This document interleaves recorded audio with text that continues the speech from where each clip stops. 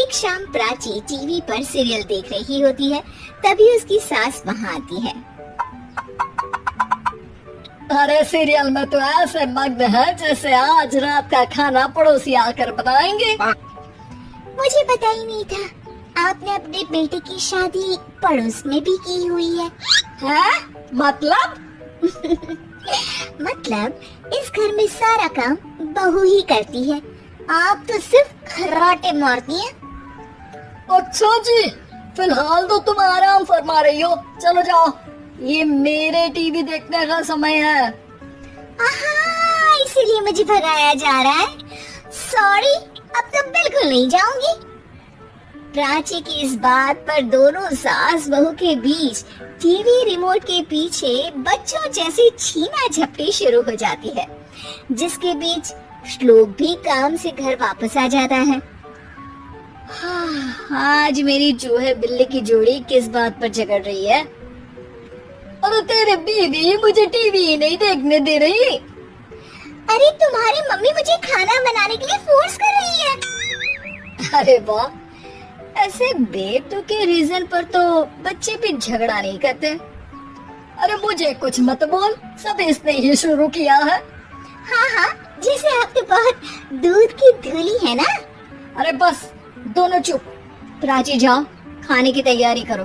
और माँ तो छोड़ो, तुम्हें क्या बोलूं, शांति से अपना सीरियल देखो। मुझे दोबारा लड़ने की आवाज सुनाई नहीं देनी चाहिए। ऐसा बोलकर श्लोक वहाँ से चला जाता है, जिसके पीछे पीछे प्राची भी कुछ न कुछ बड़बड़ाते हुए रसोई में चली जाती है। हाँ, सासू जी को तो कुछ बोलेंगे ही नहीं, बस मुझ पर ही हुक्म चलता है, खाना बनाओ, जैसे मैं इनके घर में खाना बनाने के लिए आई हूँ। इसी तरह शाम बीतती है और रात को श्लोक और प्राची की सास खाना खाकर सोने चले जाते हैं, लेकिन प्राची गुस्से में कुछ खाए बिना काम में ही लगी रहती है। इस घर में किसी को घंटा फिक्र नहीं पड़ता, मैं खाऊं या भूखी रहूं। प्राची कुछ देर के लिए रसोई से बाहर जाती है और जैसे ही वापस आती है तो वहाँ दूध का भरा ग्लास देखकर हैरान रह जाती है। फिक्र पूरी है, बस दिखाना नहीं है। प्राची दूध पीकर सोने चली जाती है और अगली सुबह एक बार फिर सास बहू का कार्टून नेटवर्क स्टार्ट हो जाता है।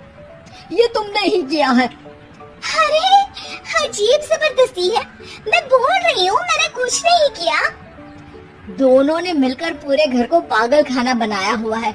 यहाँ कोई नॉर्मल इंसान तो रह ही नहीं सकता, इसीलिए अब पड़ोसी क्या रिश्तेदार भी घर आने से कतराते हैं।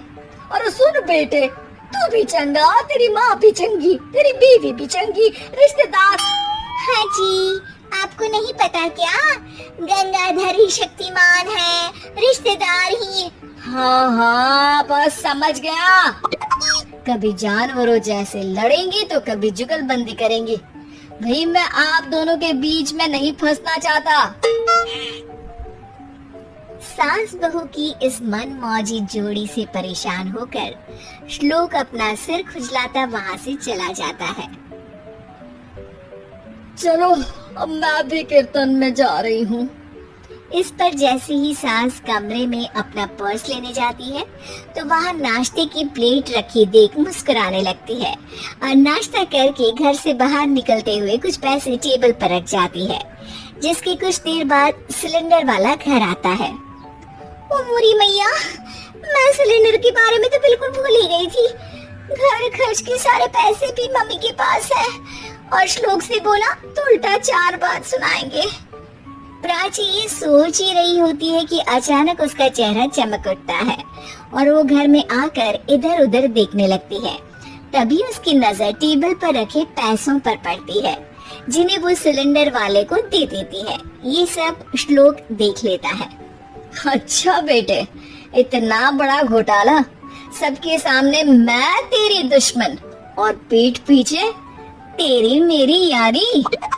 इस पर श्लोक एक प्लान बनाता है और शाम को सब एक साथ बैठे होने पर बोलने लगता है। माँ, तुम दोनों की बहुत लड़ाई होती है, इसलिए मैं सोच रहा हूँ कि प्राची को उसके घर छोड़ाऊं। इससे वो भी खुश रहेगी और तुम भी। अचानक श्लोक की ये बात सुनकर सास बहू शौक से उसकी तरफ देखती है।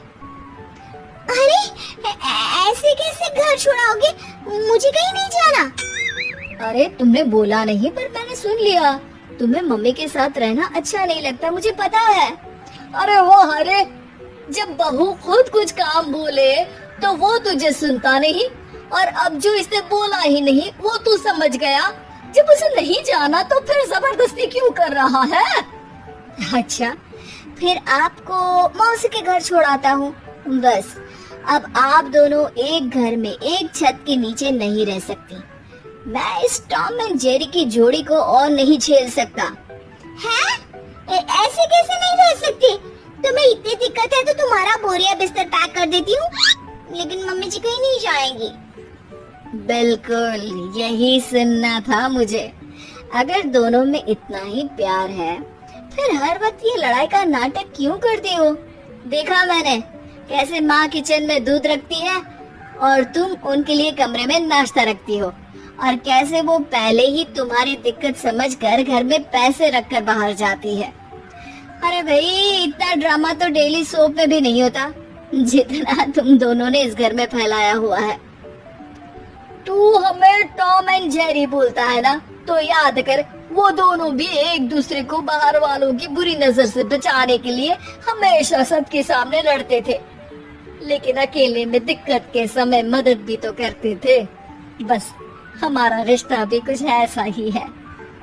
और वैसे भी अगर सास बहू में तू मैं नहीं होती तो दुनिया वालों को कहानियाँ कैसे मिलेंगी?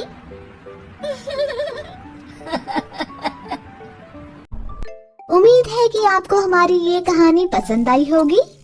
कृपया हमारे चैनल को सब्सक्राइब करें और सभी अपडेट्स के लिए बेल आइकन जरूर क्लिक करें। और हाँ, वीडियो लाइक और शेयर करना मत भूलिएगा।